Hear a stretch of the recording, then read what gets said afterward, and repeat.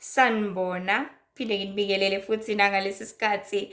Yazi nje kuhlezi kusukela ekujuleni kwenhliziyo yami, kumnandi kuyintokozo ukuthi sidlulisele amazwi kaNkulunkulu, ukuthi sidluliselane ngalezi zinto ezimnandi, ukuthi sishere amazwi aselaphayo, amazwi asondlayo, amazwi asiphulukisayo, amazwi asiqondisayo. Cause izwi likaNkulunkulu lihlalela ukusiqondisa, lihlalela ukusiyala, lihlalela ukusisiza, lihlalela ukusitshela ukuthi yazi njengamanje enza kanje, ungakwenzi lokhu, enza lokhu. Kufana it's like i-coach ejimini. Uyena ozokutshela ukuthi qala ngama-workouts, qala ngama-exercises, cause if exercise aqala kuzokwenza ukuthi umzimba wakho igazi kube kanje. Mase usuqedile futhi kumele ulule ustretche ukuze umzimba wakho ungafunqelani, kumele ujime kangaka ngaleli zinga, futhi mawujima kumele udle lolu hlobo lokudla, uma ufuna ukuluza i-weight. You know, i-coach yakho izokusiza ngazo zonke izinto ozidingayo, angithi yenze ukuthi impilo yakho going to health ibe easier. But if bengekho leya coach leyo ubuzozenzela sinoma kanjani, ubuzothi uqala nje lokugijima uqhamuke ngo-full speed usheshe ukhathale. Uzuze uqala wena ugijima uqale ungayiluli kuqala, ebese uyaphuka idolo, ebese uyaphuka ingalo, bese uzwa ubuhlungu, ebese engasavuke ngakusasa. But if you have that coach uzothi enza kanje, enza kanje, enza kanje, ngaleyo ndlela uzokukhocha ebese uyakwazi ukuthi uzenzele. Mase usuhlakaniphile usuqonda kangcono, esebona ukuthi okay usuyayazi into ekulungele nento engakulungele. So same ezizwi kaNkulunkulu-ke lilidela umsebenzi walo ukuthi lisiqondise endleleni, lisifundise, ebese lisifundisile bese siyahamba silishumayele ivangeli kaNkulunkulu, ebese siyenza intando kaBaba ohlala ekhayizulweni athanda ukuthi siyenze lapha emhlabeni.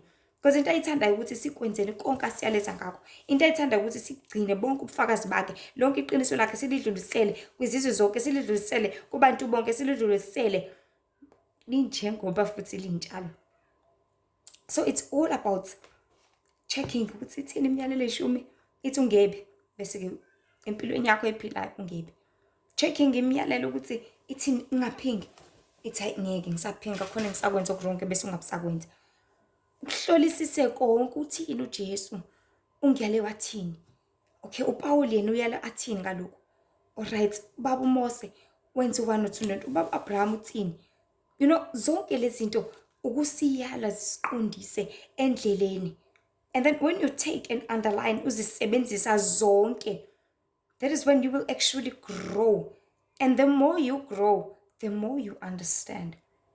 Because only umuntu omdala ukwazi uku-understanda phakathi kwento e-right ne-wrong. Angithi ingane ena 5 months I understand ukuthi mingathinta isitofu sizangishisa, kodwa ena 5 years yazi kahle kamhlophe. So enjani ekhulile phakathi ena 5 months ne 5 years, ena 5 years angithi ine experience, iyazi, iyaqonda, and eqondeni kwayo izobona ukuthi isitofu si-on, angisondeli nje duze kwaso, ebese ingasakwazi ukuthi iye kusona, because iyazi ukuthi lesi sitofu lesi surely sizongishisa, because iya understand. So singabantu kumele sikhule in such a way that we grow to an extent of understanding ukuthi ngampela izwi kaNkulunkulu kumele siligcine mihla yonke ukuphila kwethu. Ngempela izwi kaNkulunkulu kumele silenze each and every day, each and every second, in all the aspects of izimpilo zethu. Alisenzo, I repeat, liyisenzo, liyindlela yokuphila. This is just a lifestyle okumele umuntu aphile ngayo lapha emhlabeni, indlela yokuphila lena. Because uyalezi ukuthi udle kanjani angithi, so take it udle kanjalo. Uyalezi ukuthi ugqoke kanjani angithi, take it ugqoke kanjalo.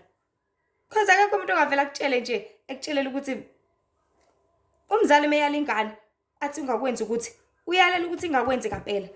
Mayithengele ingubo uyithengelela ukuthi igqoke kanje angithi, mase sigqokile kanje indlela ephila ngayo ukuthi okay mina ngiyingane egqoke ingubo kuphela, mina ngiyingane egqoka ama-jacket alolu hlobo lolu, mina ngiyingane egqoke Nike, egqoke Adidas. You know, indlela yokuphila aphila ngayo, ngendlela ayalezwe ngayo nangendlela athengelwe ngayo ekhaya kubo.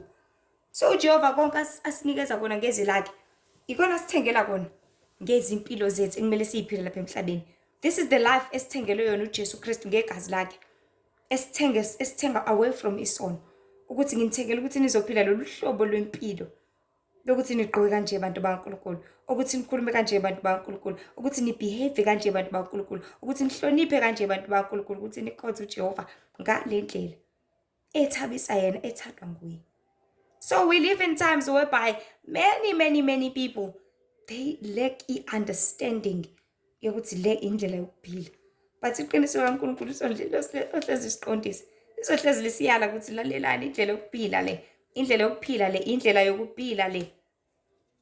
Akuyona nje into ozoyifunda kuphela ngempelasonto. Ukuthi okay sengifundile incwadi yeziKronike ukuthi ikhuluma ngamakhosi, and then what? We must always ask ourselves ukuthi konke ngikufundile namhlanje kumele ngenzeni ngakho.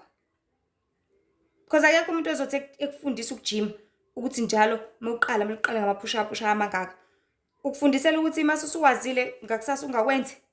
No, ukufundisela ukuthi nangakusasa wenze kanjalo, nangakusasa up until they change it for yourself. Up until bakushintshisa ukuthi okay manje ngoba usuyakwazi ukushaya ama-push up amangaka awu-10, yazi ngakusasa shaya u-20, ngakusasa shaya u-30, shaya u-40 namhlanje ushaya u-50, uze ufike la ungeke uze ube limited khona, but ungakwazi ukwenza konke, ukwazi ukuqondiseka kukona konke, futhi ungakwazi ukuzenzela ngamandla akho esengasekho zokutshela. So ney'ngane zikanjalo uyikhulisa ingane ngendlela ezoba ngeyayo, ukuthi noma isingasekho ebusweni bakho ikwazi ukuthi iqhubeke izenzele, ikwazi ukuthi iqhubeke uphile loya myalo okade uyaleza yona, futhi ikwazi ukuthi noma usushonile mzali, umyalo wakho iqhubeke ukugcinwe la ekhaya. Ukuthi la ekhaya everyday ngo-6 ntambama kuyakhulekwa, ukuthi noma usungasekho noma kuthiwa ulate ziguqile kodwa iy'ngane ziyacula ziyakhuleka. Ukuthi noma mzali kuthi usuwashona ziwugcine umyalelo wakho noma ususegodini, ukuthi wena mzali ngoba uyaleza ukuthi la ekhaya ligqoke ibhulukwe, ziqhubeke zingaligqoki ibhulukwe, singathathi ukuthi vele uma akasekho sesingaqhubeka sigqoke ibhulukwe. Cha, ayikho into ekanjalo. Ziyale ukuthi njalo ngempelasonto enkonzweni kuyayiwa, akho umuntu olovayo, isabathi isabathi akube njalo, isabathi langcweliswa akube njalo. Singathathi ukuthi uvele uma akasekho ngesabathi thina sesingayele emaphathini. No, ubesikhulisa ngendlela ezoba ngeyazo ukuthi nanoma sezikhulile sezindala kangakanani zingasoze zasuka kuyo. So uJehova wonke amazwi akasiyaleza ngawo, whether imizwa yethu isiholela ekuthenini siyakuthanda ukwenza lokhu noma sithande, but usiyaleza ukuthi konke asitshela kona sikwenze each and every day, ngaso sonke isikhathi ngendlela yalezile ngayo, of which is so much problem to many people, because bathatha ngokuthi namhlanje I don't feel like going to church, bese hamba kanjalo. Namhlanje I don't feel like doing this, abesenza kanjalo. No, it's not about your feelings. It's not about ukuthi uzizwa kanjani namhlanje, because imizwa yakho izohlezi ikudukisa. That is our topic for today. Naso-ke isihloko sethu lasifika khona sithi imizwa yakho mayingakudukisi. Ngaso sonke isikhathi abantu bake bacabanga ukuthi imizwa yabo izohlezi baholelele indleleni right. It doesn't always happen like that. Akuhlezi kwenzeka kanjalo. Imizwa yakho ingakudukisa. Fana nomuntu uthi Nkosi yami yazi nginemizwa ngaye ave ngimthanda. Imizwa yakho ingakudukisa ikholelele emntweni ongekho right, umuntu ongenandaba nawe, umuntu ongakuthandi, umuntu ozokuphula inhliziyo. Just because wena uthatha ngemizwa yakho usuzomlandela ke. Just wena uthatha ukuthi ngiyamfila, ngiyamthanda nge 1 no 2 no 3, uzomlandela noma ubona kahle ukuthi akanendaba nawe. Imizwa yakho wenze njani lapha? Ikholele endaweni right? No, ikholele ekudukiseni wena, yakulahlekisa by following that person over and over again, noma ungasakudingi lokho. So imizwa iyadukisana bantu bakaNkulunkulu, imizwa iyalahlekisana. Athi uJeremiya 17, inhliziyo ingumdukisi ubani ongayazi, ingumkhohlisi futhi yimpi. So inhliziyo yakho ingakukhohlisa, ikulahlekise, ikudukise, ikushonise kwanhliziyo ngise, kwamathanda inhliziyo, la ithanda khona yona, kodwa la uduka khona wena, la kulahleka khona umphefumulo wakho, la kumosheka khona ngomzimba wakho, la kulahleka khona ivalue yakho, la kulahleka khona ubuntombi bakho, la kulahleka khona impilo yakho, kanti uyofa lapha. I feel like going to that party, kanti kuyodutshulwa wena lapha kuleya party. I feel like going to town njengamanje, kanti etown uzothola amachaphaza, because your feelings, imizwa yakho uhamba ngayo wena nje. Angithi uhlezi uhamba ngemizwa yakho. Mina ngifuna ngazi ukuthi ngikenza ukuthi, mina ngicabanga ukwenza ukuthi, mina nje imizwa yami ingiholele ekuthenini ngizizwe ngazuthi ngingadla angazuthi ngaphuza idrink namhlanje, kanti uzothi uyiphuza lo shukela lo uye straight kwi-brain yakho, kuma-brain cells, and then kukudalele ukuthi uphathwe ikhanda, likuphathe lelo khanda uze ufe. because you felt like having a drink, right? You felt like having this kind of thing. You felt like imizwa yakho le ekudukisayo ekudukise ikulahlekise ebese uyalimala. So ngomhla 25 May nje during a study, the Lord was busy bringing this in my heart. Libe lecindezela ukuthi yazi imizwa iyadukisa, and abantu abaningi abatshelwanga, abaqwashiswanga ngemizwa yabo ukuthi imizwa yakhe ingakulahlekisa kangakanani, imizwa yakhe ingakudukisa kangakanani, imizwa yakhe ingakutshela amanga kangakanani, imizwa yakhe ingakholela kokungafanelekile kangakanani. So singabantu kunezinto eziningi esingacaciselwanga ngazo ukuthi uma sezenzeka sizozizwa kanjani, futhi kwamele senze njani ezikhathini ezinjalo uma sekusehlela konke lokho.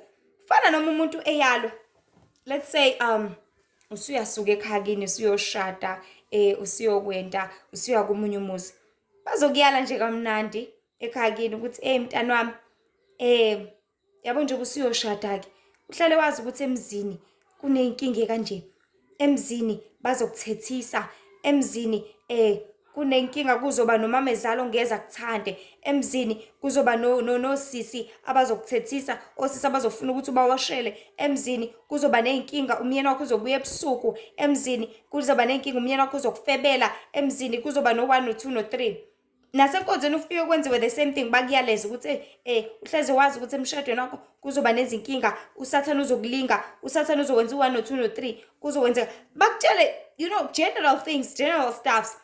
And wena uzothatha ngokuthi ya vele inkinga zikhona, inkinga hlezi zikhona, inkinga vele ngizobhekana nazo, I am ready ngoba ngiyafuna ungena kulomshado, ngoba ngizimisele, ngoba thola ukuthi abakuchazeli deep within ukuthi uzozizwa kanjani uma ngempela umamezalo wakho esekuthuka athi uyisilima sengane, uyisilima sankosikazi, awuvuyi inuku wena njalo, buka wena avungezwa ingane yami engabe ayiboneni. Abakuchazelanga deep within ukuthi mase sekutshela zonke lezi zinto uzofile ngazi ukuthi ungahayiza, uzofile ngazi ukuthi ungawushiya manje lo mendo, uzofile ngazi ukuthi ungavela uyihlephule phakathi nendawo into pieces.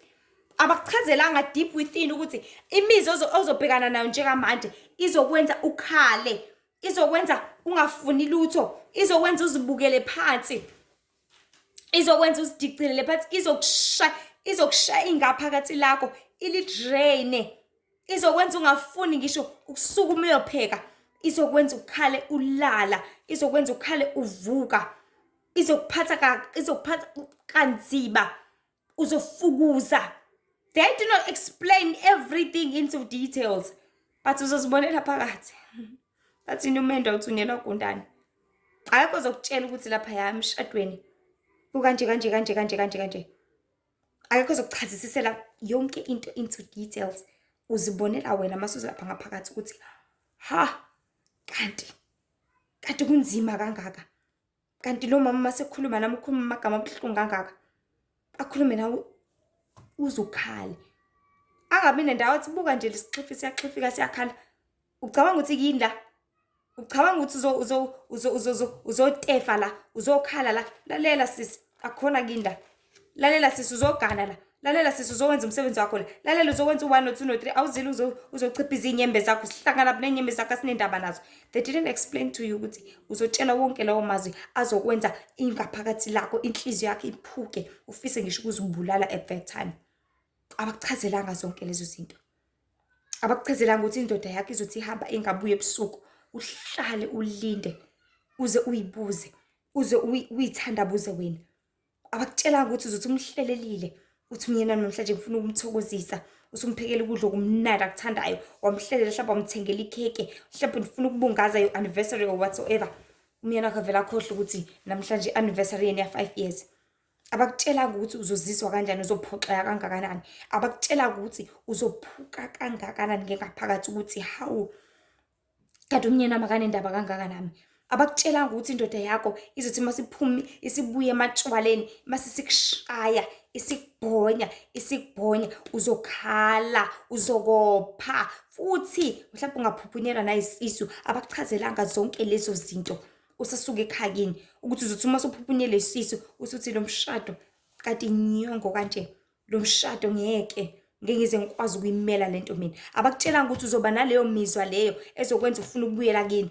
Abakutshelanga futhi ukuthi uzoba naleyo mizwa leyo ezokwenza ukuthi uzisole ukuthi kodwa ngangiyaphi lana. They didn't explain to you zonke lezo zinto into details. Because singabantu kumele sazi ukuthi yonke into obhekana nayo izothinta umphefumulo wakho, ingaphakathi lakho, ngaphakathi. Because emotions, imizwa yakho iyona efika kuqala in each and every aspect, in each and every action. Imizwa yakho iyona reacta kuqala ukuthi uzizwa kanjani nalokho. Because for every action there is a reaction where your emotions take place. So yonke action yenzakala empilweni yakho, imizwa yakho ezothatha kuqala. That is why if ushower, imizwa yakho same time iyagijima iyotshela ama-neurons akho noma imizwa yakho iyobiza inyembezi ebese ziyiphumele ngamehlo akho. Ngisho kuthiwa awuhayiza wenze lutho ziyayiconsela, but because ingaphakathi lakho eligijimile la utshela lawa amanzi lawa ukuthi uzwela ubuhlungu kangakanani ngaphakathi. So you were not told ukuthi these emotions zizokwenza ufile kanje kanti. You were not told ukuthi uzophelelwa imizwa ngale ndlela yokuthi uzovevezela, uzoquleka ngisho uquleka. You were not told everything into deep details. You were not told everything into an understanding ukuthi uzozizwa kangaka. Because ngaso sonke isikhathi even ngathiwa emsebenzini uyathethiswa, utshele ukuthi kuzoba nzima emsebenzini, utshele lelo gama kuphela uthi kuzoba nzima. Umlungu alave ethetha, but awutshelanga ukuthi uzothi ekuthethisa akafa kumemezela endlebeni athi yewena siphukuphuku, yewena silima, awuvungasile, wena njalo useless wena. Awutshelwanga ukuthi mase sekutshela wonke lawo magama lawo uzozibona useless ngempela. Awuchasiselwanga yonke leyo nto leyo. Awuchasiselanga ngakho konke ozobhekana nakho into depth, into details. Ngakho konke ngokuhlakaza konke engqondweni yakho nangokuhlakaza konke ngengaphakathi lakho. So uthi mawusubhekana nakho uthi awungeke, kanti awungeke, hayi ngeke, hayi akona, it's not. Hayi akona lokho ebengikusayinele, akusikona lokho bengicabanga, akusikona lokho engifisa. So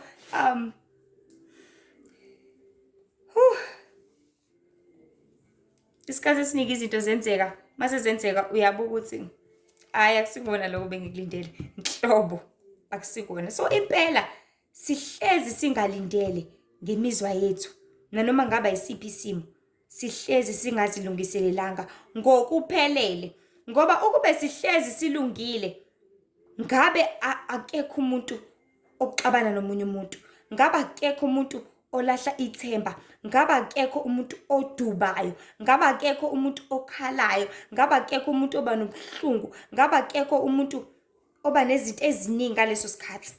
Zonke izinto zithatha indawo, kubuse, ku-influence, kube noshintsho thizeni empilweni yakho. You know, if you are always ready, ngaba sifika isikhathi la khona uthi ini ngeke phela mina ngizongidlala umuntu ngingazongijwayela kabi, because you are intended kuhlezi uready ukuthi vele loya muntu loyana engareacta noma mina, because kumele silindele noma yini empilweni singabantu. Even naseTexini sazi ukuthi ulindele, because uzogibela nabantu aba-15 angithi these 15 people they have different characters. Labantu baphuma endaweni ezahlukahlukene, labantu they didn't have the same kind of day njenganawe. So niyabuya ntambama uzama ukudlulisa imali kumuntu, thola ukuthi akakuzwanga, noma thola ukuthi vele uyayicabangela, ucabanga inkinga zakho ukuthi yabona njengoba ngekhaya njengamanje ngiyopheka i-rice lokugcina, ucabanga zonke lezo zinto. And then wena uzothatha ngokuthi hayi bo sorry sis, ngithe ngicela ungidlulisela na imali, naye usezovuka ngola ukudina ukuthi hawu Nkosi yami angikuzwanga phela, because ingqondo yakhe be far away. But if ubukulindela ukuthi Nkosi yami Hlasipa nje akekho right, angiphinde ngimqhube futhi Hlasipa akangizwanga kahle. You know, by always expecting yonke into uyilindele, ngale nkathi uzowazi ukunderstand ukuthi singabantu sibhekene nama situations ahlukahlukene every day siphila lapha emhlabeni. And the more you are ready in expectations of everything and anything, that is when imizwa yakho izohlezi ikwi-calm still, la uzokwazi uzoqonda khona ukuthi no man, Yonke into eyenzakala lapha emhlabeni yenzeka ngesizathu. Yonke into eyenzeka lapha emhlabeni yenzeka ngenjongo. Yonke into eyenzakala lapha emhlabeni ibivele izokwenzeka, whether bengithanda noma bengingathandi, ibivele izokwenzeka. But because you didn't expect that, usuzomkela ngendluzula. Sengizoxabana ke manje nibanga ukuthi usungithethiselani, usungikhwebelani kabuhlungu. Njalo mina ngithintwa kanje, njalo mina ngithintwa emahlombe because baningi abantu emhlabeni, abanye bathi banemimoya banani, zonke lezi zinto. So senizoxabana ke manje. Why? Because engqondweni yakho vele bungekho intending and prepared enough ukuthi uzobhekana nani endleleni. Ngaba udubi umuntu if wazi ukuthi yazini noma ngithi ngiyaya lapha kuleya ndawo kungenzeka ngijikiswe. But wena uzothatha ngogqozi ukuthi vele nje kuthiwa kunomsebenzi ndawana thizeni uthi usuyafika lapha yana kuthiwa we Nkosi yami umlungu abe usehambile nani wena usuze ngeexcitement angithi suze ayi sengimosha imali yami kangaka ngenza 1 2 3 badlala ngamba ngenza isilima usuyaduba usushiya kanjalo. Why? Because engqondweni yakho uze vele ngemindset ukuthi vele nje ngiyalapha vele bazongithatha, uze vele usuyazi usukhandile something yonke into isigcwele la isigxabha engqondweni yakho kanti akuzoba kanjalo. People always expect the unexpected. Ungayileki imizwa yakho ikudukise because imizwa yakho vele izokholela somewhere somehow ngandlela thizeni khona la izokholela khona. So enye into ukulahla ithemba. People always lose hope.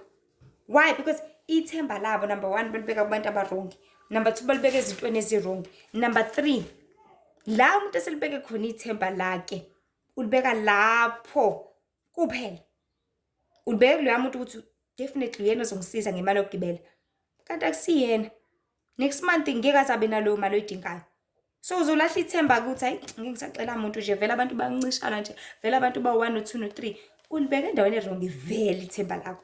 So why do you expect ukuthi everyone is going to be like that? Why do you expect ukuthi bonke abantu ngoba nakho engenayo yena bonke abantu bazokuncisha bonke abantu abanalo? People we must stop lento leyo you expect izinto ngendlela esithanda ukuyi-expecta ngazo.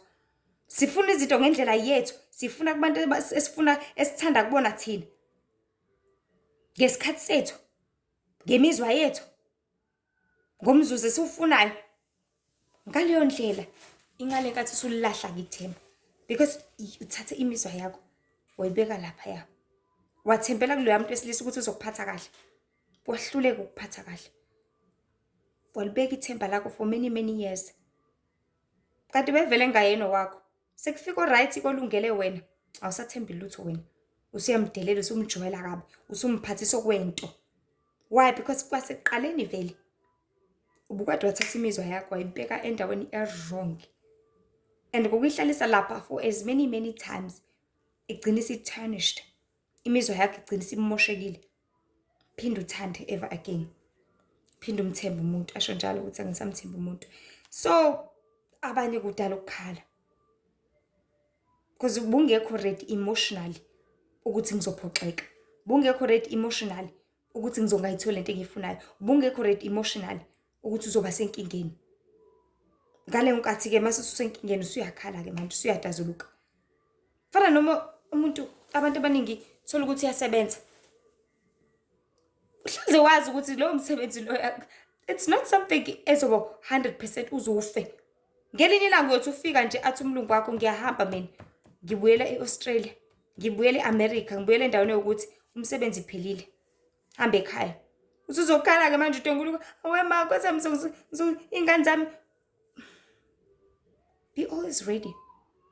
Ungahlezi ubekela imizwa yakho endaweni engafanelekile. Ngelinye ilanga uyafika umlungu wakho mhlawumbe wenza iphutha elilodwa. Kanti vele uyidinelwe into zakhe, avela kuxosha. Athi umjwayela kabi wena. Ngoba vele umuntu ongenandaba nabanye abantu. Kuphele kanjalo umsebenzi because wena ubulama expectations ukuthi ngaso sonke isikhathi hayi lo msebenzi wami, hayi lo msebenzi ohleze ngubambile. Emsebenzini ithola ukuthi usebenza Spar, usebenza kuphi uvele nje kulahleka imali, akulona ngisho iphutha lakho. But because wena kwi department la kulahleke khona mhlawumbe umunye ontshotshile, ukwi department ya accounting, ukwi department ya finance, ukwi department yo 1 no 2 no 3. Bese kwenzeka izinto ezingafanelekile kuxoshwe wena usuzokhala ke manje utazuluke. People asingalethi imizwa yethu isidukithi isilahlekise. Don't let your emotions zikwenzele phansi.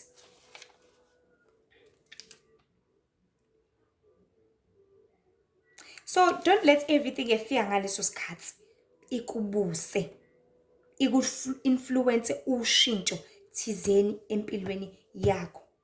Because leyo nto leyo isuke izodlula.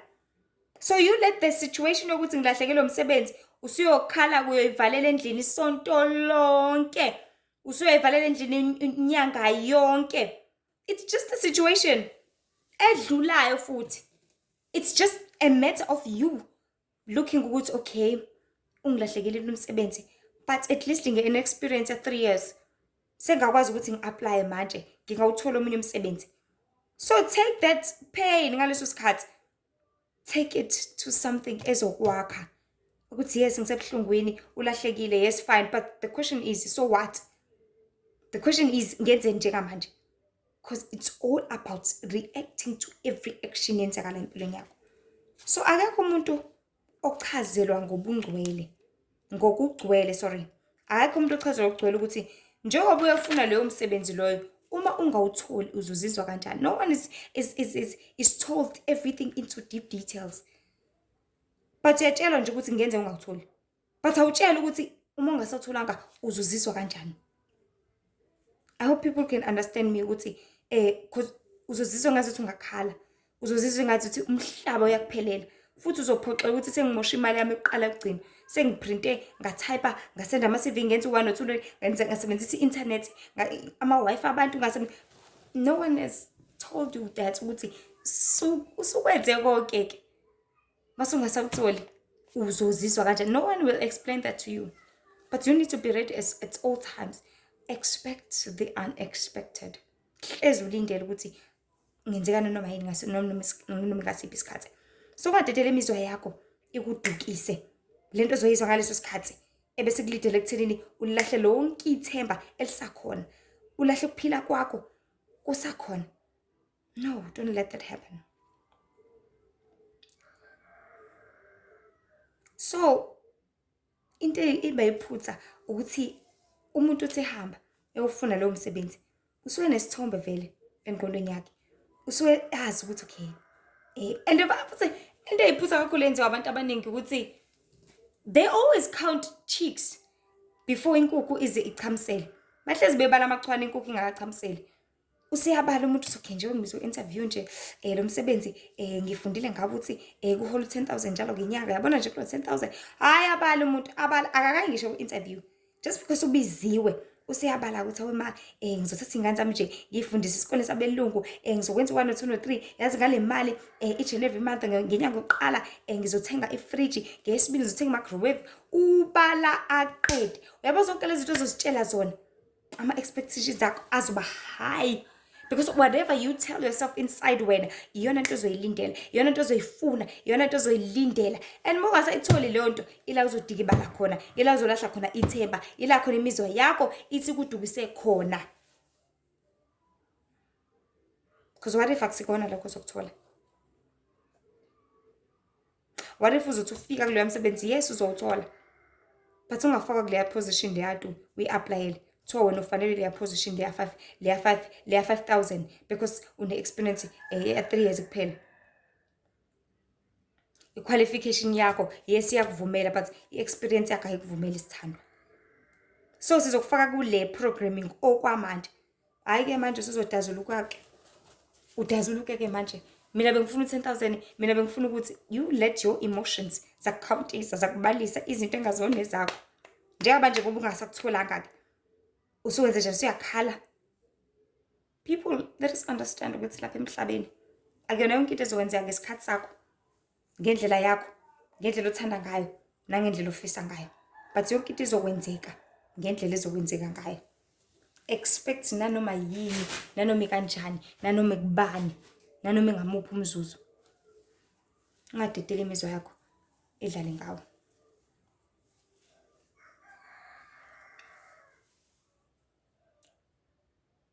So siphila esikhathini lapho khona abantu bebuthakathaka, they are so emotionally weak. babuthaka kakhulu ngengaphakathi labo ngemizwa yabo. Ba-weak, baphansi ngale ndlela eyisimanga. Emotionally weak, okwenza ukuthi yonke into abayizwayo, everything that they feel ngaleso sikhathi bahamba ngakho. Everything that they feel ngalowo mzuzu, they listen to it. Everything that they experience ngaleso sikhathi, they take it, baqhube ngakho impilo zabo. People are so weak emotionally.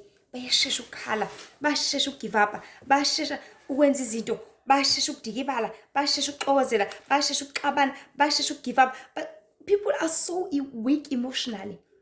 They are always not ready. Bayashesha ukugijimela kwenzeni izinto ezimbi ezingafanelekile ngezimpilo zabo. Kona le ndaba ihambe ibuyele ekuthenini abantu abazi futhi abaqondi kangakanani ngemiphefumulo yabo, ngoba umphefumulo represent iwill yakho. Iwill ukwenza ukuthi okay, ngiyafuna ukwenza ukuthi like kusuka nje manje ngiyasuka nge-town.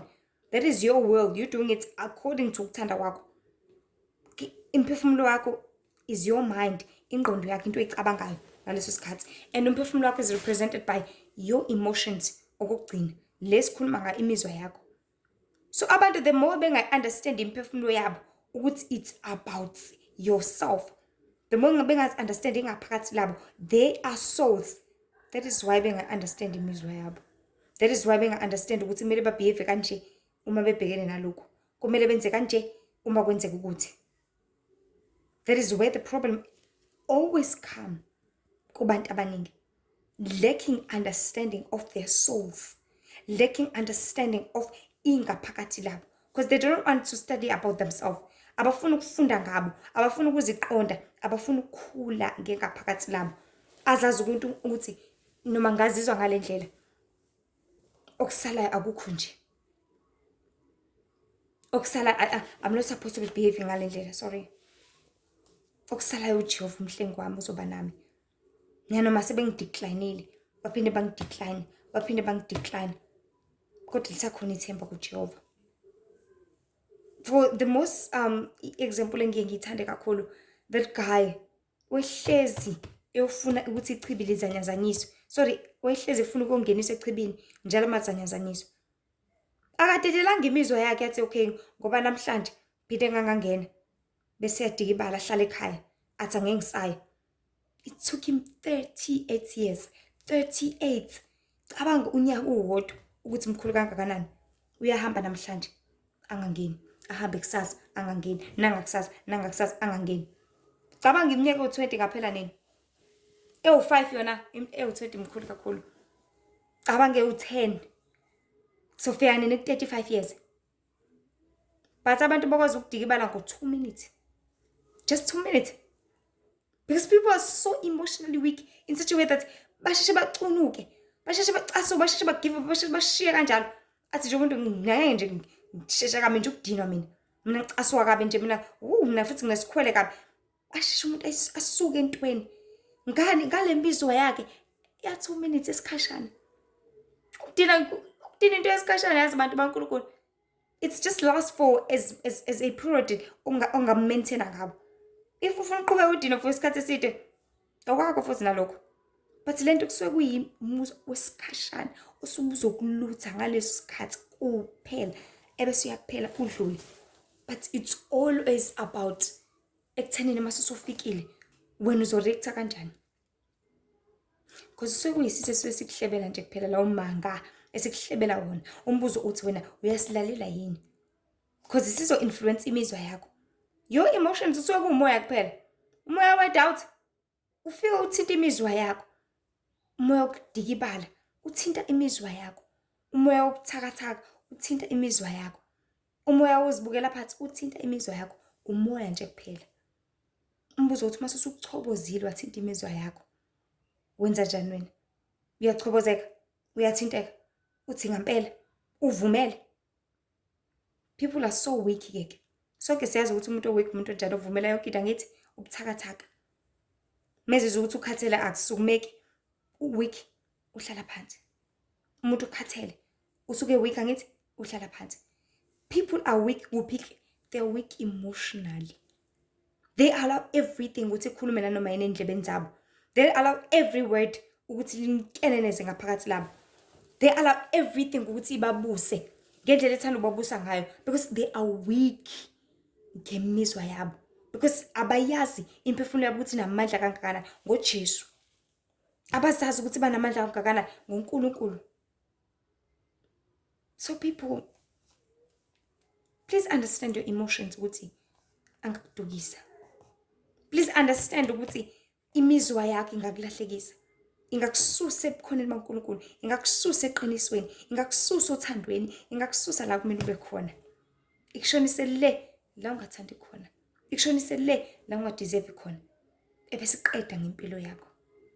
And the more you keep on following and keep on listening to it, engane kathi thola ukuyibusela kuwena. So konke osuke ukuzwa ngaleso sikhathi kusuke kunomthelela thizeni kwimizwa yakho ekuxhumaneni. I repeat, ekuxhumaneni nomphefumulo wakho. Because umuzwa wakho umphefumulo wakho. That is your soul. Lo moya lo usukhuluma nemizwa yakho, kahle kahle usukhuluma nomphefumulo wakho uqobo lwawo. Usuke uzotshela wena ukuthi awuyilutho kangakanani. Yazi kufana nani? Kufana nomngani wakhe ezokuvakashela kini. Akufica uyihlalele kusofa. Afike akutshele kathi yazi ku1 no2 no3 utshela wena uqobo lwakhe ngithi. So kufana naloya moya yakhe uzokhuluma endlebeni yakho. Usukhuluma nengaphakathi lakho okunguqobo, u-influence ukuthi awuyilutho wena. Bukubheda kanjani? Buka kwenze u1 no2 no3 empilweni yakho. Angeke ayikufanele into ukuthi awukufanele umshado, awukufanele lo msebenzi, awukufanele zonke lezi zinto. Umbuzo uthi ke mase sekutshelile konke lokho uzokulalela yini? Ngoba kulala kuwena phela ukuthi umngane wakho mase sefikile ekutshela ukuthi ayingeke mngane lo msebenzi nje ngeke awukho right, uzomlalela yini? Noma uzoqhubeka uhambe uapply, because you the one who knows and understand ukuthi I qualify for le msebenzi. Ngiyazi ukuthi there is a possibility ukuthi ngingawutholi because naye umngane makawutholanga ngithi, but mina ake ngihluleke ngizamile. Because yonke into isuke izovimbezele icebo thizeni kuwena ngale nkathi ikhuluma kuwena, isuke izokupitshisa, isuke izokuvalela, isuke izokuvala lawo mathuba lawo, because you can do more. Ama capabilities akho ayaziwa. You know in the realm of the spirit, iyaziwa potential yakho. Uyaziwa wena ukuthi unamandla mangakanani. Uyaziwa wena ukuthi umkhulu kangakanani. Uyaziwa wena ukuthi ungakunqoba konke kangakanani. Uyaziwa wena ukuthi unamandla okukumela konke. But because lemimoya yazi ukuthi unamandla kangakanani, icindezela imizwa yakho. Ikwenze ungaziboni ufanelekile, ikwenze ungaziboni unamandla, ikwenze ucindezeleke. Fana nomngane wakho mezoza kuwena ezokutshela ukuthi no mngane ngeke uzuthole lo msebenzi. Usuke ebona ipotential, usuke nomona ukuthi yazi umngane wami ufundile yazi. Lapha abathe bafuna leya qualification and unayo umngane wami leya qualification. Othi ngiyomtshela ukuthi nama ngutholanga ngcona ngaye angalebele emotional imali. Uzogibela lapha kubiza kabi nje ukuthi aye etown, mase siye etown uzoyimoshela imali. So kuma ngimtshele ngathi mngane wami ngiyile lapha yana kwathiwa ngiyabona ukuthi hayi ngeke uzuthola nawo lo msebenzi. So ungayimoshela imali yakho, ungayimoshela isikhathi sakho. Kulala kuwena egcineni kosukuthi lokho akutshele kona uzokucabanga ukujulele bese wenza njani ngakho. Because egcineni kuzolala kuwena ukuthi wenza njani, wenza ini ngakho. Because yena bezele uzoqhambela amanga nje kuphela, yena bezele uzokulutha nje kuphela, because unomona ukuthi naye akawuthola ngalo msebenzi akafuna ukuthi uthole.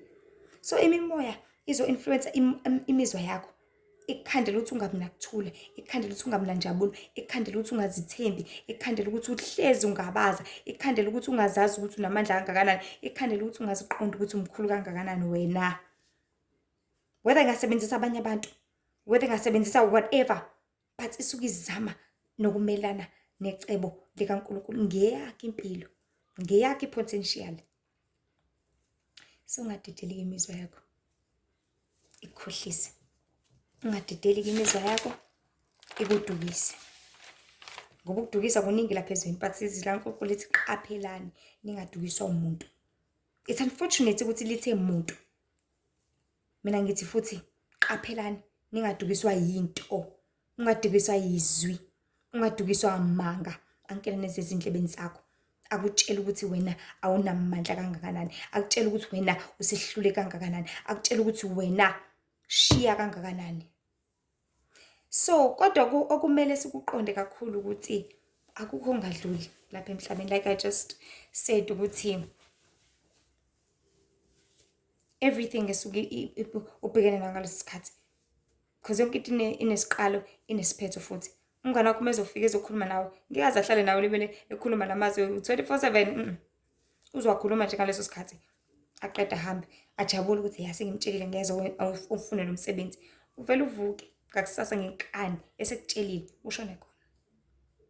So umbuzo uthi ke lokho suku usutshelwe kona uzodlula nakho yini? Lokho suku usutshelwe kona kuzodlula nawe yini? Nawe udlule kanye nakho, noma kuzokufica usesisekelweni esiyiso nesifanelekile. Yazi kufana nani? Kufana noma kuzoba nesiphepho kuvunguza umoya omkhulu. So ukuze ungadluli nendlu yakho lo moya omkhulu, kumele uyisekele ngempela ngezinto eziyisisindo esiyiso. Ukuze ingadluli neroof yakho, kumele ubeke ama-blocks. And ngiyayithanda indlela sekwakhiwa ngayo nje manje, and abantu abaningi bayithatha bayisebenzise. Abantu sefike akhe nje indlu yakhe noma indlu phezulu, and then abeka ama-blocks. Mase beka ama-blocks aphinde, ufike wakhe indlu angithi beka uthayela. Phezu kwathayela babeka ama-blocks. And then lama blocks lawa asekele yonke le ndawo, asekele ukuthi uthayela ungalinge waba nesiphepho. Because nje manje anything can happen lapha emhlabeni. Zonke ikhukhula, iphepha, imoya, zonke lezi zinto lezi ziyayivunguzisa izindlu, zenza uthayela abaphakame ebese indlu iphele kanjalo. So ufake isisekelo esiyiso ngaphezu kweroof yakho esisindayo, angeke yasuka iroof yakho, angeke wasuka. If wakhe isisekelweni esiyiso in the right foundation, ngisho kusefika luphi uhlobo lwesikhukhula, sifike luphi uhlobo lesivunguvuku, luphi uhlobo lomoya, luphi uhlobo lwe-weather ongalicabanga engaba ingozi, angeke wanyakazanyiswa because uyalazi iqiniso lakho. So sefika lo mngane wakho ethi ngeke uze uthole umsebenzi because wena uyazi ukuthi ngeke.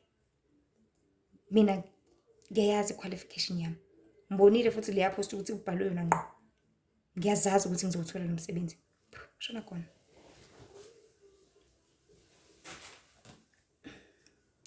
So if usemshadweni, ngisho ngafika ubunzima buzame ukubhidlisa umshado wakho, kumele uhlezi ukhulekele izimo ukuthi zidlule, because they are just passing. Isiphepho asilast forever ngithi, but siyadlula ngaleso sikhathi. Umoya last forever ngithi, uba ama-hour nje udlule. So it's all about ukubambelela ukuthi njengoba kunomoya ngiqhoke. Sorry. Njengoba kunomoya ngiqhoke ijacket. And le jacket izokwenza ukuthi umoya ungadluli nawe uzophatha umkhuhlane nani. That was crazy. That was really crazy. Okay, ngiyexolisa kakhulu bantu kaNkulunkulu. And uhlezi unomqondo ukuthi mina ngeke ngize ngoshiye lo mndeni wami, ngeke ngize ngoshiye umuzi wami. Noma sefikile zafika izivunguvungu zangivivinya, kodwa imizwa yakho uhlezi uyibambile ukuthi noma ngikhala kangakanani ngiyazi ukuthi ngizeleni mina kuleli khaya, noma kubhlungu kangakanani ngiyazi ukuthi ngizofunani mina lana, ngiyazi ukuthi yini injongo. Ubekezele because uyazi ukuthi mina noThando wami ngenza isivumelano sokuthi sohlukaniswa into eyodwa kungukufa kuphela. Kona uma usangena usuke unomcabango vele ukuthi kuzohlezi kumnandi emshadweni, kuzohlezi kudliwa amakheke, kuzohlezi kwi-honeymoon phase, kuzohlezi sijabula, kuzohlezi kwenzeka izinto ezinhle. Kodwa iqiniselo elimsulwa liyaqinisekisa ukuthi akuzoba njalo mihla yonke.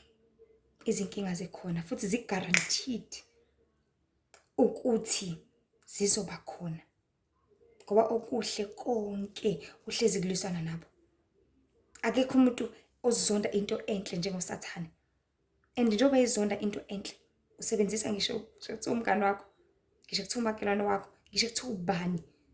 ukuze alwisane nento enhle. So amadimoni into ayenzayo ngaso sonke isikhathi azohlezi ezolwisana nokuthula empilweni yakho, emshadweni wakho, emalini yakho, kuyona yonke into. Azohlezi ezolwisana nenjabulo ngaso sonke isikhathi. So hlale wazi umuntu kaNkulunkulu ukuthi the reason why lezi zinto zihlezi zilwisa, especially lezi eziwu-2, ukuthula nenjabulo, ukuthula nenjabulo. It is because abantu abanalezi zinto zezi-2, abantu abanoNkulunkulu ngaphakathi, abantu abaveza ubuNkulunkulu kubona, abantu abanophawu lukaNkulunkulu, abantu abenza intando futhi kaNkulunkulu. And uma unalezi zinto lezi ziwu-2, usuke u-rich ukudlula uPatrick Motsepe, usuke u-rich ukudlula yonke into, kudlula wonke umuntu onamadidi mhlawumbe awu-10 kwi-bank account yakhe. Bekusayikho into eyikhalelayo, unokuthula wena. Ayikho into ekukhalisayo, uhlezi ujabulile wena, uhlezi uyihlekela wena, uhlezi u-right wena. But amadimoni ngoba akufuni lokho, azohlezi efuna indlela yokungena, azohlezi efuna intuba yokungena, and azama yonke indlela. Hlezi sazi-ke futhi bantwana bakaNkulunkulu ukuthi awazoyifuna namhlanje intuba yokungena, give up kusasa. Cha, nangakusasa azoyifuna, nangalela langa, because yimpi le, yimpi yakwamoya, yimpi elwisana nenjabulo yakho, yimpi elwisana nokuthula kwakho, yimpi elwisana nokupheleliswa kwakho. And they always use ama-characters wabantu, just to make this clear. They always use ama-character abantu lawa senyameni, because ukuthula nenjabulo isithelo sakwamoya ngithi, and umuhambo ngokamoya uhlezi unazo zonke lezi zinto zihlezi zikuwena. But if ungahambi ngokamoya azohlezi esebenzisa ama-character asenyameni awuxabana, and ayazi ukuthi mohle senyameni ungaxokozela uxabana nabantu noma isiphi isikhathi, and manixabana khona ukuthula definitely akukho, futhi benza ukuthi uhlale ungathokozile ngaso sonke isikhathi. So ngokuba buthaka bantu bakaNkulunkulu bokungakhuli kwezikamoya, uyanqobeka ngalezi zinto lezi. You are easily conquered because you are not grown spiritually, you are not fit spiritually, you are easily conquered. So ukwazana noKristu, I want us to understand ukuthi kuwumshado bantu bakaNkulunkulu, kuyisivumelwano phakathi kwakho noNkulunkulu. Ngakathi ukuthi ngiyamamukela uJesu njengoNkosi nomsindisi, wenza isivumelwano nezulu ukuthi uyohlala endlini kaJehova mihla yonke yokuphila kwakho. Kodwa nakuba wazi ukuthi ziyeza izilingo nezinkinga nokuthi uzokulwisa kangakanani nawe, sorry, nokuthi kuningi okuzokulwisa kangakanani kulomshado wakho kuKristu, futhi usuke ungakulindele konke lokho, kodwa kusuke kuzokuthinta kanjani emphefumulweni wakho nakwimizwa yakho. You need to be ready ngaso sonke isikhathi. So as I was saying ngithi ungena emshadweni noKristu ungazi ukuthi zokuthinta kanjani izilingo emphefumulweni. Yes, ungena wazi ukuthi izilingo ikhona, ungena wazi ukuthi usathana ukhona, ungena wazi ukuthi ziningi izinto ezokwenzeka, but usuke unga-understand deep within your soul, deep within your emotions, ukuthi mase zifika ngempela izilingo, kuthiwa nasi isilingo ngizokwenza njani. Usuke ungena kuqonda okunjulu deep within ukuthi impela ngiyobhekana nako kanjani mase kuthiwa kuyafika ngempela. Kufana noma wazi ukuthi okay ngizoqala i-fasting. Number one, mozo fast iyodwa into yazi, definitely ngizolamba, definitely ngizophelelwa amandla. But usuke ungenalo ulwazi olunjulu ukuthi mase ngilambile ngizoqhaqhazela, mase ngilambile ngizophathwa ikhanda, mase ngilambile ngizoshaywa inzululwane, mase ngilambile ngizophathwa isisu, ngizophelelwa amandla, ngizovevezela amadolo, ngizophalaza, kuzongavumi nokuthi ngikhulume, kungavumi nokuthi ngihambe, usuke ungazazi zonke lezo zinto. And usuke ungazi ukuthi uzothi masulambile kuqhamuka umuzwa ukuthi noma ungathi thathe kancane. Phela uNkulunkulu ngiyaza mina uNkulunkulu akathandi ukuthi uzwe lobuhlungu. Usungazi ukuthi kuzwa imizwa enjalo. Usukungazi ukuthi kuzozwa imizwa ukuthi yabo nje ungakwazi ukuhamba nje uzofa. Yabo nje usulele kanje okulandela uyafa. Yabo nje uphethwe ikhanda. Njengoba uthi uyahamba nje uhlofuzela inhliziyo yakhe ibebuhlungu uzofa nje kamanje. Usungakulindele konke lokho ukuthi kuzofika amazwi akanjalo. Usungakulindele konke lokho ukuthi njengoba usuphethwe inzululwane kuzofika umuzi othi uzoquleka hlala phansi. Usungazazi zonke lezo zinto. Ungalindele ukuthi yabo nje ubuphalaza. Amandla phela same time mangabuphalaza. Ukuphalaza kubuhlungu. It's very painful. And masuphalazile amandla ayaphela ashabalale ngazuthi akwazi abe khona. I don't know why it happens like that. But avela phela nje nya. So usukungazazi zonke lezi zinto deep within. That is why abantu abaningi bathi beqale fasting mase ezwa wonke lamazwi, ezwe yonke lemizwa. Athi ngeke. Sengaze ngife. Kwakufast okwakutheni lokho. Hawu ngeke phela mina ngifana noJesu. Hawu ngeke phela mina ngeke ngikwazi. Ayibreak kanjalo fasting yakhe. Because ungene kuyona, ungene ngothando. People bangena ngothando ezintweni zikaNkulunkulu, bangena ngenjabulo ngentokozo, befuna belangazelela vele. But usuke ngekho ready emotionally nezinto angabhekana nazo ezizingqinamba mase siyephakathi. Because indaba iba sekuthenini mase usuphakathi. Yes, ufuna ukufast 7 days, but awazi ukuthi ngo day 4 kuzokwenzakalani. Day 1 uzoba right. Asinankinga sefastini nani. Because vele kudla lokho angayizolo usahamba ngaleyo energy. Day 2 uze ukuthi okay khona lokwenzululana nyana kodwa ayi right. Day 3 ayaphela ke manje amandla. Ngo day 4 so sekusebenza iglucose ke. So sekusebenza ingaphakathi kuphela ukuthi amandla mangakanani, ufit kangakanani. And usukungekho ready ngaleso sikhathi ukuthi khona into eyenzakalayo. Because usuke usudraineka usuyaqala ke manje sekuncuze ingaphakathi kuwena. Usuyaqala ke manje if we dry usuyaqala usiyazaca. Usuyaqala amanzi manje usuyaqala amanzi awaphuza ngithi asedroweka engqondweni. Usuyaqala ke manje ushawa ikhanda awenzululwane yonke into ifika ifonqelane same time yonke manje. Bese uyabuka ukuthi sengaze ngife. Cishe ngashawa istroke. Uvela uyibreak fasting yakho uphuza amanzi. Kanti if ungene wazi ukuthi ngizobhekana nazo zonke lezi inkinga but uzolwa ngezwi likaNkulunkulu, because izwi kaNkulunkulu lihlezi liyinkemba emele uhlezi ulindile ngalo. Because sisempina ngithi. So lempi le you need to be ready ngaso sonke isikhathi ngezikhali ezifanelekile. Wenzani uJesu elingoSathane ethi phendula lamatshe abesinkwa njengamanje. Wayazi uSathane ukuthi uJesu ulambe uyashona. But uJesu walwa wathi cha akusona isinkwa kuphela isiphilisa umuntu phela ngamazwi kaJehova. uJesu walwa ngezwi, wanqoba isitha, wanqoba lamazwi ayinkohliso angamanga asesiwakhuluma isitha kuyena. Esasimtshela wona ukuthi akenze nje ngaleso sikhathi. Yes, uJesu wayenamandla ukuthi awuphendule lawa matshe. Wengakwenza lokho simple. But ngoba sesimkhohlisa ngaleso sikhathi sithi ayibulambile ungazufe.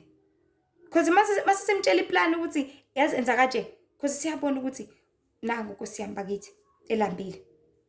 So if sithe sesikutshela sithi idla manje otherwise uzofa, idla manje, sisuke sibona vele ukuthi cha naku konakala. Singena ngengqondo ukuthi siyakusiza, singena ngengqondo ukuthi kanti lutho. Fana nalo yamngane ozongena ngengqondo athi usiza wena khona uzosave imali yakho kanti cha lo yamsebenzi wakho ngqo. So abantu baNkulunkulu ngadedela imizwa inikhohlise, inidukise, inilahlekise. Because kahle uzolingwa kakhulu, it is because kusuke kune potential, kusuke kunento enkulu esukubekele yona. To tell you the truth, people of God, uzolingwa kangaka usukubekelwe into enkulu ngaphambili. And isitha siyayazi into obekelwe yona. Isitha siyaqonda konke. Remember silinga uJobe. Simenza yonke into sasimenze yona. Sasazi ukuthi uNkulunkulu ngelinye ilanga uJobe uNkulunkulu engamgixabeza ngokungaphezulu. Sasazi futhi ukuthi uNkulunkulu ukhuluma into enkulu kangaka kanti ngoJobe. Sithi mbuka ukuthi kulunge kanjani, mbuka ukuthi uthandeka kanjani, mbuka ukuthi u1 2 3. So ngokumlinga sesenzele ukuthi simenza dikibale abuyele emuva. So that sizokwazi ukuthi senzela noma yini sizichangasele sizenze umathanda kuyena. But wakwazi ukuthi anqobe. Ngokuthi abuyele kuJehova yena uJobe futhi. So hlaze wazi umuntu ukuthi naleyo mizwa leyo suke igcwele engqondweni yakho ngaleso sikhathi. Isuke izokuvimbezela nje kuphela ukuze ungafinyelele ecebeni kaNkulunkulu lela suke kubekele lona because uNkulunkulu suke kubekele ongaphezulu. Yebo mawuzilile I guarantee you for sure lento suke uyizilele uNkulunkulu usuke sekuprepare yona ezokunikeza yona. But if you break your fasting uyayithola. You are fasting for imoto. Isuke si prepared for you vele. Isithe siqinise senzele ukuthi nje ungalingwa iqeda. Because definitely you would get the car. Definitely you would get that glory. Uzilela ukuthi ukholwe wazana noNkulunkulu. Uzile 7 days, 14 days sekugqilaze isitha sikucindezele ukuthi ungalinge nje wayiqeda le fasting because fasting is a covenant. Isivumelana ukuthi Nkosi ngizodela ukudla isikhathi esingaka. And uma wakudela ngempela saze saphela leso sikhathi then you will definitely get lokho obokade ucelile. Why? Because ukwazile ukugcina esakhe isithembiso. So noNkulunkulu ke suke sehlalela ukuthi naye asigcine sakhe isithembiso. And suke siyaziwa into obekelwe yona. That is why uzama ukuvinjezelwa kangaka ukuthi ungalinge khona ungeze wayithola into oyideservayo ngoba usuke uyideserva ngempela.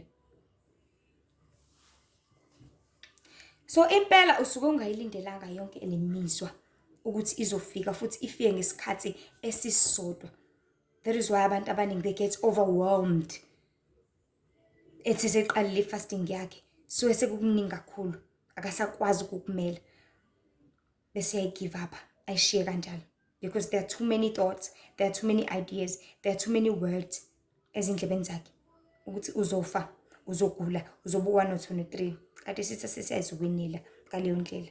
Ngakho ke lapha ekholweni bantu bakaNkulunkulu abantu abaningi bangena bengekho fit enough ekuthenini eqondeni ngokuphelele ukuthi isitha sizobalinga every day.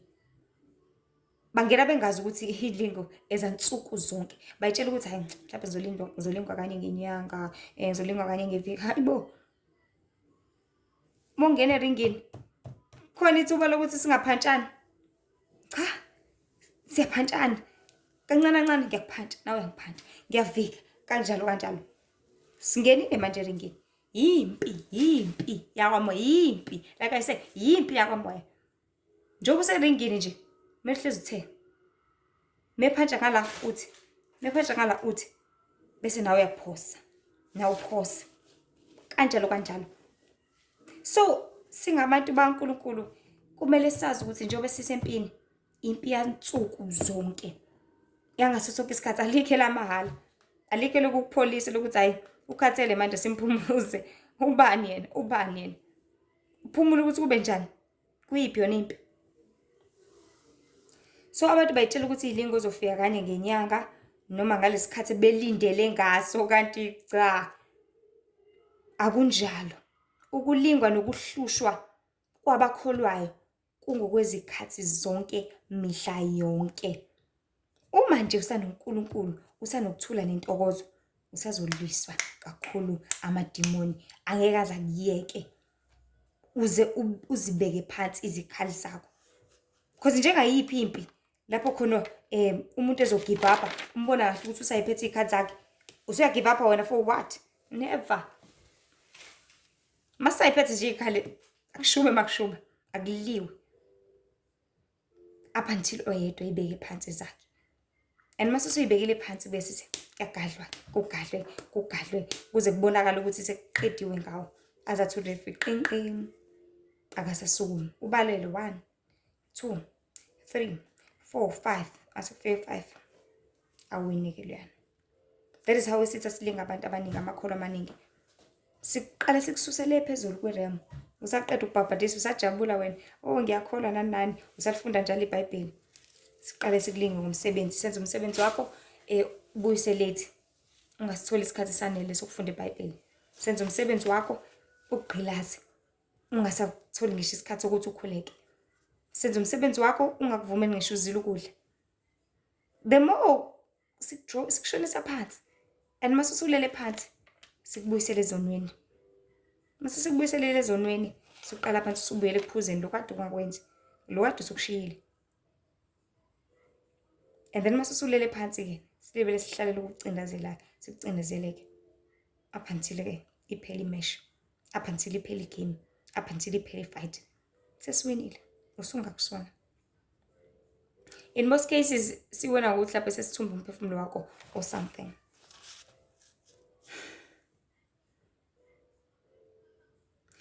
Otherwise uma kusaliyo kuzole kuthiwa round 1 bonakala uzoba owinile sithi kukuya kancane phinde sithi round 2 kuze nasempini kuliwe kubuyele eceleni yophuza amanzi akithi buye uthi ukupholiswa kancane.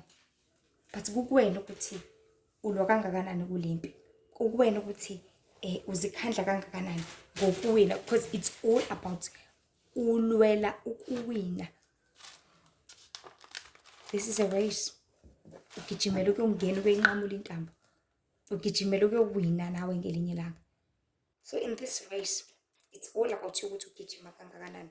Mawufuna ukukhathala ubheke imali. It's all up to you futhi.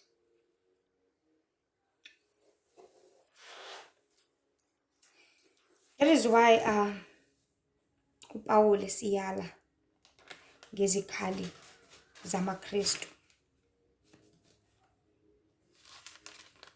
Ngoba yona ndlela esingakwazi ukuthi sinqobe ngayo. Let us read izikhali kwabase Ephesians chapter 6. Izikhali zamaKristu verse 10. Uthi elo ugcina qinani enkosini nasemandleni ayo amakhulu. Hlomani izikhali zonke zikaNkulunkulu ukuze nibe namandla okumela namaqhinga kaSathane.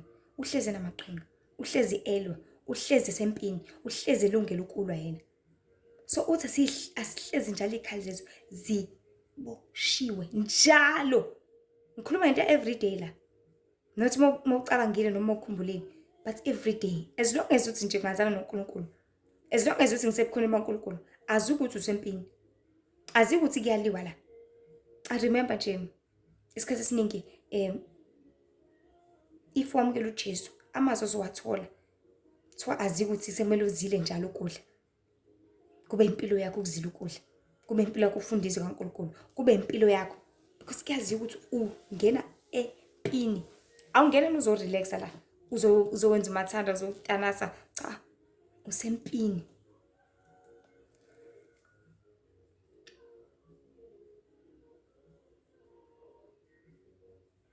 Verse 13.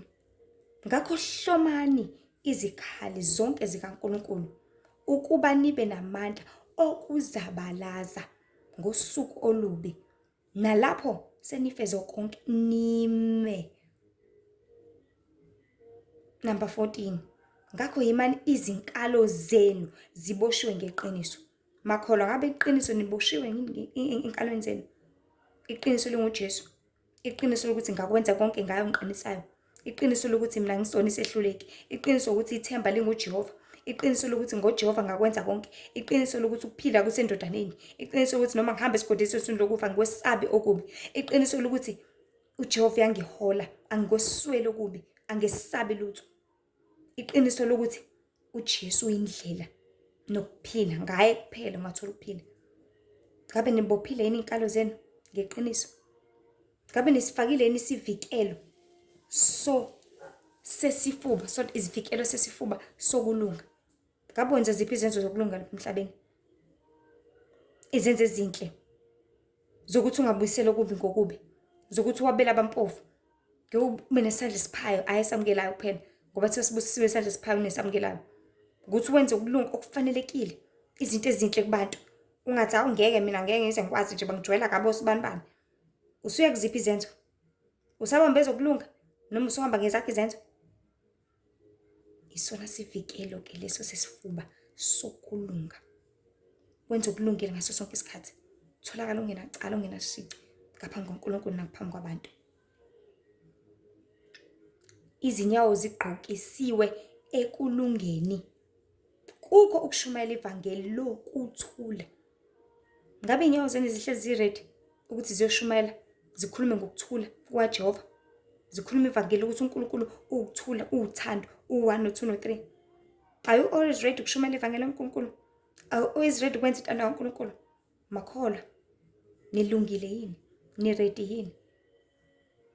Ezinyaweni zenu nibophile yini ngokulunga okushumayela? Noma inyawo zenu zigijimela nje kwenzeni intando yazo, zigijimela kwenzeni umathanda, zenza lokho ezikuthanda ngesikhathi ezikuthanda kuphela. Number 16. Kukhona ithatha isihlalo sokukholwa eniyakuba namandla okucima ngaso imicibisho levutha yomubi.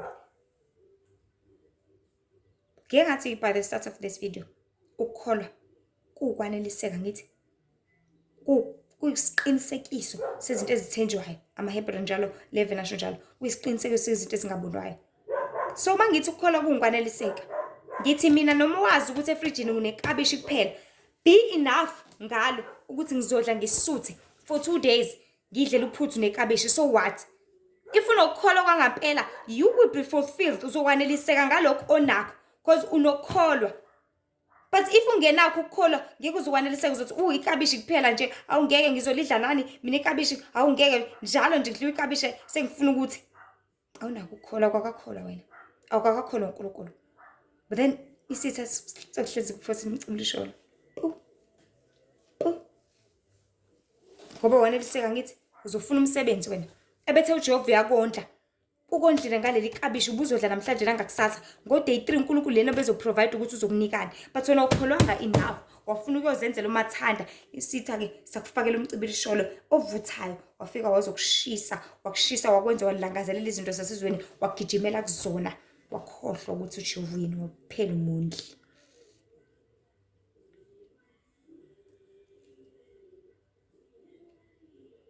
Athi namukele futhi isigqoko sensindiso. Ngabe usindisiwe yini? Usifakile isigqoko sokuthi ngisindiswe mina ngamukele uJesu njengoNkosi umsindisi. I'm saved from everything. Usifakile yini isigqoko leso? And uma ufakile leso sigqoko lesensindiso ngokusindiswa kwakho, ingane kathi ukwazi ukumelana nakho konke esithi esikuhlebela sona. Because isigqoko sivala ngisho izindlebe ngithi. Fana nalesambozo sami, sivala sizivale yonke indawo. So if ukuvale konke, sithi noma sikuhlebela amanga, uzokwazi ukumelana nawe uthi cha kona lokho. Ngeke ngizokwazi. Are you ready ngezikhali ezifanelekile? Makholwa. Nenkemba kamoya eyizwi kaNkulunkulu. Ayike liyinkemba ke shema. Ehlaba nhlangothi zombili. Macala wonke izindawo zonke. Liyinkemba izwi kaNkulunkulu. So are you ready? Uyiphethe yini izikhali ezifanelekile? Noma yazenzela.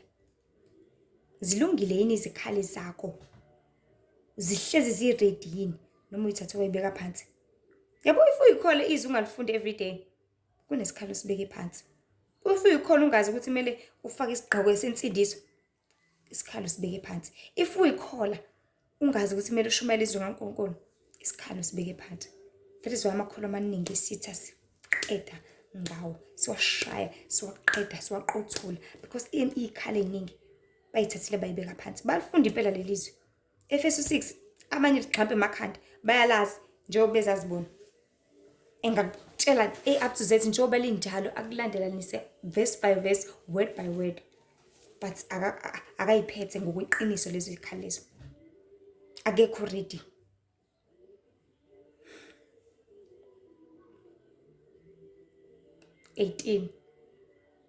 Ngokukhuleka kanye nokonke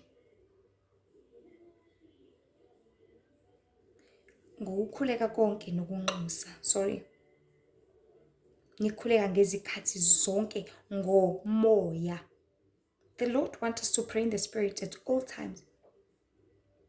Ufuna sihle simnxusa. Spiritually. So makholwa niyakhuleka yini? Uyajula yini makhuleka? Phela nje 10 minutes ingabe indaba zalo ukhuleka unxusa. Khuleka in your spirit. Bese uyalinda ngesineke sonke nangohlezi unxusela abangcwele. Do you pray for other people or do you always pray for yourself? Always pray for imali yakho, pray for whatever kufuna wena. Izikhali makholwa nibeke phansi. Izikhali makholwa nilahlile. Sibona izikhali zamaKristu athi uNkulunkulu ahlezi siziphethe. Ngabe uyiphethe yini? Ngabe uyisebenzisa yini? Ngabe yenze lentando kaNkulunkulu? Ngabe yakuphelelisa yini ukuthandayo ubaba ohleli ekhaya ezulwini umdalo wezulu nomhlaba? Ngakho-ke ngalamazwi sithola ukucaciseleka ngokuthi ingaphakathi lethu lihlezi lingakulindele, lingalungile ngokwanele kulempi. Asichazelwanga ukuthi sizozizwa kanjani uma isitha sesigadla. Awuzange uzochazelwa ukuthi sizogadla kanje, sizogadla ngezinto kanti sizogadla ngokudla, sizogadla ngengqondo yami, sizogadla ngesithandwa sami, sizogadla ngeingane zami, sizogadla ngemali, sizogadla ngamaphupho, sizogadla ngebonakaliso, sizogadla. Abachazelwanga abantu zonke lezi zinto. Sizogadla bese uzizwa kanjani? Abachazelwanga abantu zonke lezi zinto. People abacaciselwa ukuthi sizwa kanti sizogadla kakhulu kaningi kangaka. That is why belimala. That is why besheshe give up ekhulwini ukuthi ngeke ngize ngikwazi. Ini kanti this is too much. Ngeke ngize ngimele mina lento. Nalento yamazwi esitha ezindlebeni ayinkohliso esiwaqambela amaningi, sibacindazela, sibenza bagqilazeke, sibenza baphoxeke, sibenza bathandabuze, more especially sibenza badideke. Yabo umoya wokudideka iwona futhi okwande kakhulu isikhathi samanje sokugcina. Confusion, umoya wokudideka wandile and usabalele ugcwele kuluntu lonke, endulwa every day all the time. Ufuna badida abantu ukuze bengalinge bamthola uNkulunkulu. And uhlasela njalo. People I always say usathana uhlasela njalo every day. Uyasihlasela sonke but kumele sihleze siready ngezikhali zonke zikaKristu. Athi asilinde ngazo.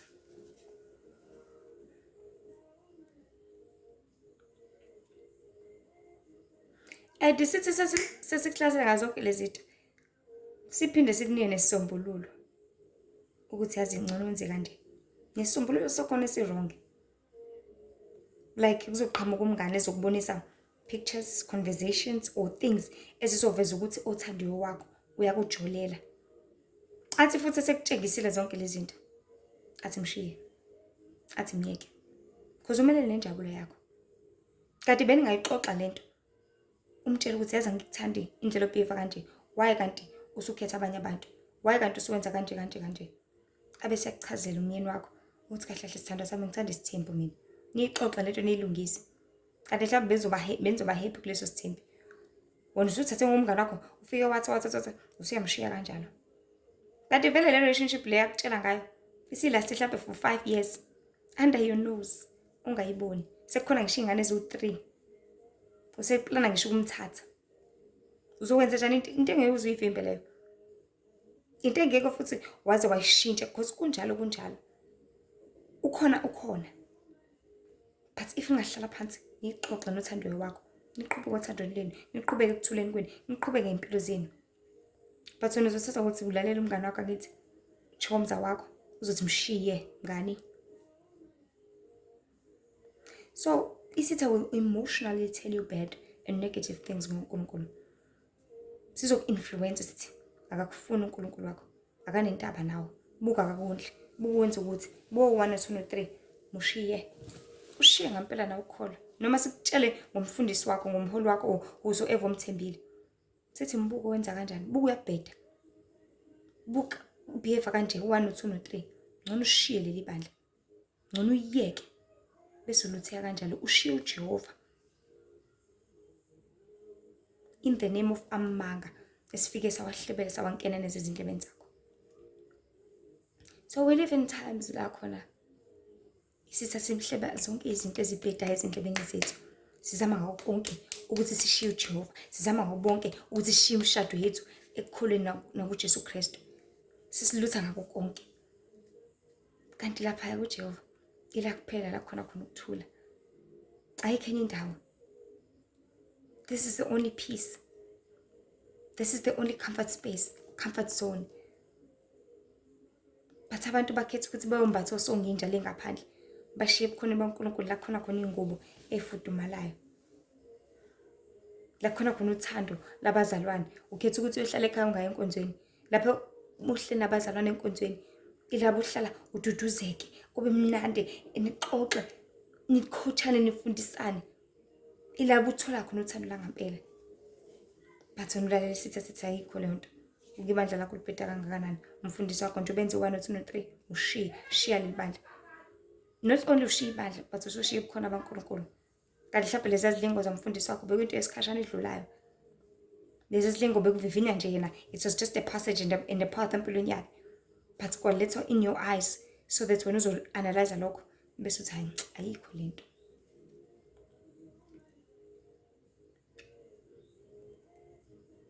Ngakho ke bantu baNkulunkulu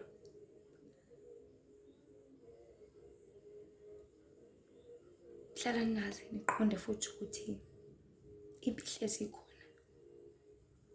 Imelene nenjabulo kanye nokuthula kwakho. Futhi ihlezi izoqala engqondweni nakwimidlinzo yakho. Uzwe lonke uhlobo lwemizwa oluzama ukukulahlekisa ngethemba. Khona uzoshiya indawo yakho yokulinda.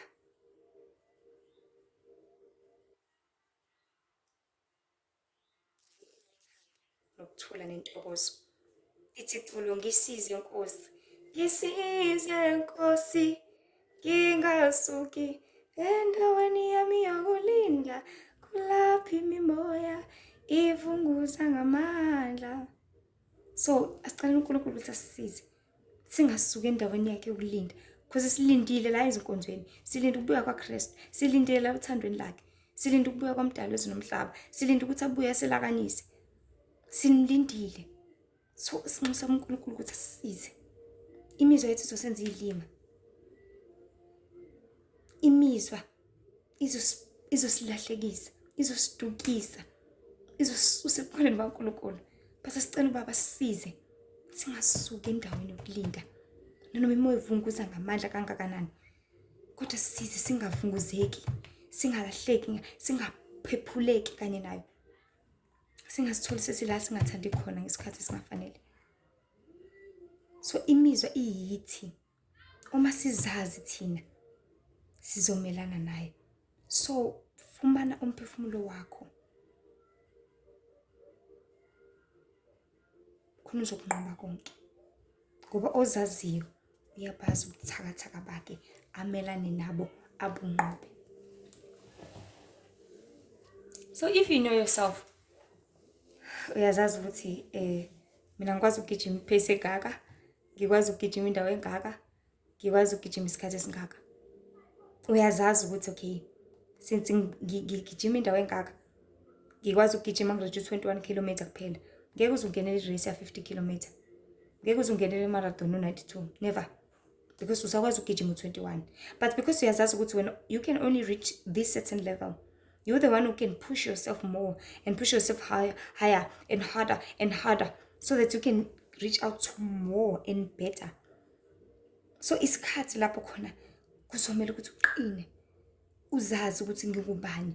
Uzazi ukuthi emotionally ngiyubani. But find yourself, find your soul. So that uzokwazi ukudila nemizwa. Uzokwazi ukudila nakho konke. Because silwa every day. Silwa ngaso sonke isikhathi. Silwa ngakho konke. Especially njengamanje.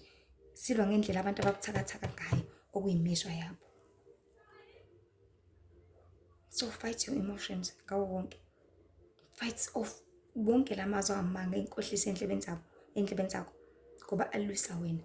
Alwisa icebo likaNkulunkulu. Alwisa i-potential onayo ngokwenza intando kaNkulunkulu alwisa wena ndlela zonke.